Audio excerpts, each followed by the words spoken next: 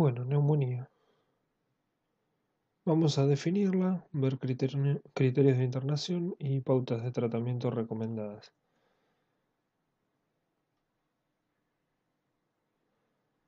¿Por qué es relevante? Porque la incidencia de la neumonía es hasta un 12% y la mortalidad es el 5%. Es mayor en pacientes internados y es la quinta causa de muerte en mayores de 60 años. Es la infección que más mata, la neumonía, y como agente único, la agente que más muerte genera en el mundo es la tuberculosis, como parte de las neumonías. Se puede definir como neumonía adquirida en la comunidad, la neumonía que se puede tratar ya sea en forma ambulatoria o internado o en terapia intensiva, pero que ha sido adquirida fuera de un ámbito de cuidado de la salud. Aquellas neumonías adquiridas em, en los sitios donde se cuida la salud de las personas tienen una epidemiología distinta y una serie de gérmenes que son distintos, aunque esto está en revisión y se ha puesto en duda, son neumonías asociadas a los cuidados de salud. Las neumonías en inmunosuprimidos tienen otros gérmenes que habitualmente las causan, un tanto que la neumonía complicada puede ser complicada por shock séptico, por derrame pleural paraneumónico o como una neumonía cavitada.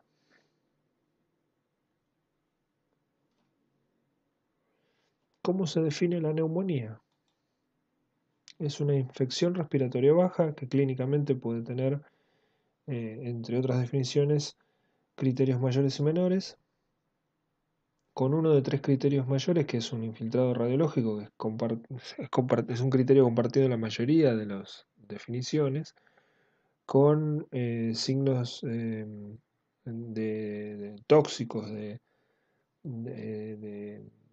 fiebre y leucocitosis como criterios de inflamación, tos y expectoración purulenta como signo del foco y la semiología de consolidación. Un criterio adicional sería la alteración del estado mental en donde puede predisponer la neumonía aspirativa. En tanto que el dolor pleurítico habla de una irritación pleural característica de las consolidaciones que tienen contacto con la misma. Estos criterios, dos de cuatro criterios menores y uno de tres criterios mayores, tienen un valor predictivo positivo del 90%.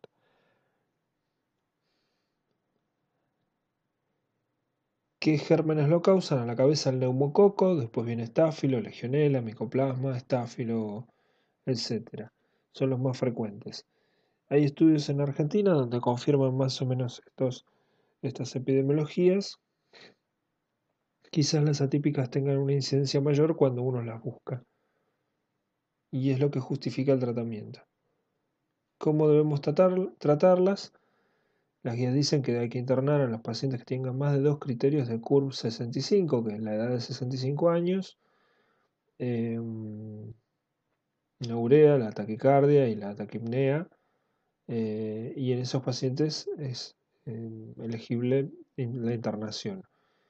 Se debe iniciar un tratamiento empírico según el grupo de riesgo en las primeras 8 horas, si no tienen comorbilidades o con comorbilidades, y en los pacientes graves con o sin riesgo para pseudomonas se darán antibióticos distintos. Por ejemplo, aquellos que no tengan comorbilidades se puede dar una aminopenicilina con inhibidor de beta-lactamasa. En los que tengan comorbilidades además hay que cubrir a las atípicas. En los graves que tengan factores de riesgo para pseudomonas debe agregarse un antibiótico antiseudomónico.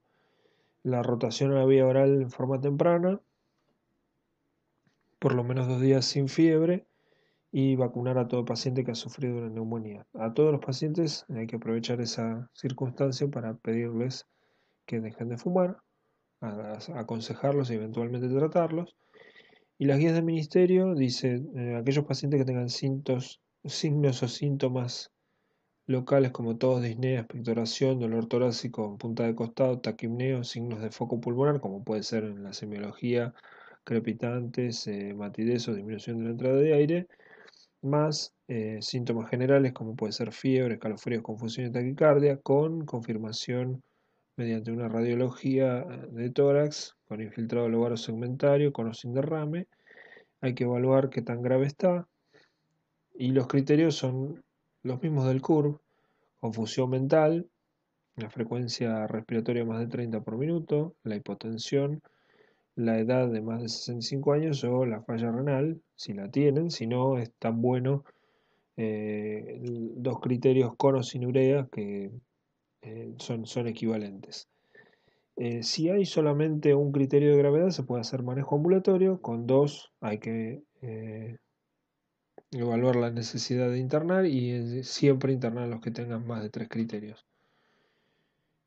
¿Qué se hace en domicilio? Se da el antibiótico, se evalúa la necesidad de una supervisión diaria del tratamiento, control siempre a los 2 días, pautas de alarma, indicar vacuna antigripal y antineumocócica y notificar el caso si corresponde. En los pacientes hospitalarios se toman muestras para estudios microbiológicos, por lo menos hemocultivos, si se puede esputo, y si no, muestras invasivas, sobre todo cuando son pacientes inmunocomprometidos. Eventualmente diagnóstico virológico si es un centro de vigilancia epidemiológica. Se da antibiótico inicialmente endovenoso y cuanto antes mejor. En lo posible dentro de las 4 horas si se interna en sala, en la primera hora si se interna en terapia.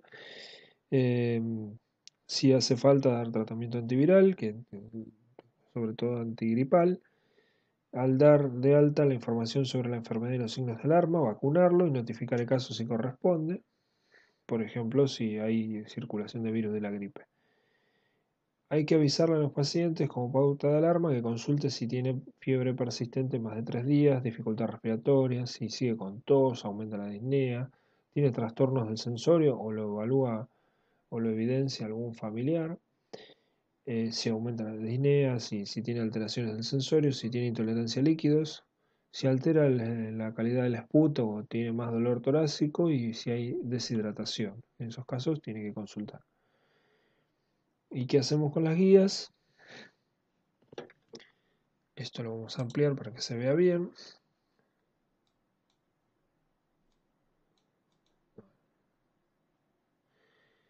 Evaluamos la oxigenación al 90%. Se dan los antibióticos en forma temprana.